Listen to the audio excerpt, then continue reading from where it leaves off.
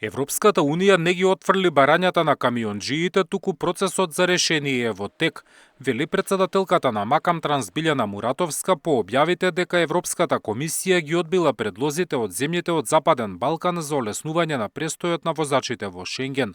Според Муратовска, новата визна стратегија на ЕУ ги признава возачите како професионалци, но сега се бара преодно решение до следниот состанок на Европската комисија предвиден за 2 недели. Како привремена мерка, превозниците предложиле да не се бројат деновите поминати во транзит со цел да не добиваат црни печати поради правилото 90 дена во 180. Значи, ние пративме допис со почетокот на самите протести, го пративме тој допис до Европската комисија, меѓутоа ја не го сметам тоа као нешто што е разговарано веќе па да биде одбиено. Од Брисел за сега нема конечен одговор, а дел од регионалните превозници најавуваат можни протести ако во рок од 2 недели не се најде решение. Муратовска смета дека блокадите нема да помогнат и предупредува дека без договор возачите ќе ги потрошат дозволените денови и нема да може да работат. Рокот од 2 недели е рокот кој што е закажан за новиот состанок.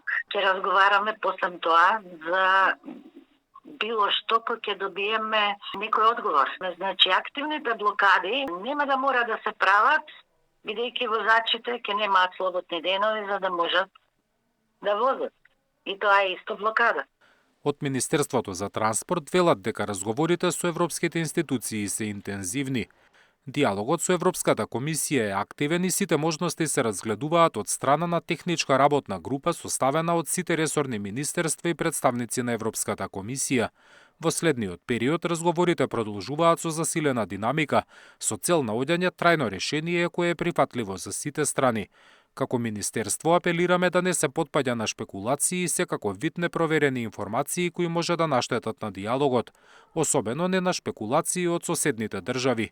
Додека се чека одлуката на Брисел, камионџиите кои го надминуваат лимитот од 90 дена и натаму се соочуваат со црн печат и забрана за влез во Европската Унија. Зоран Јаневски, Сител телевизија.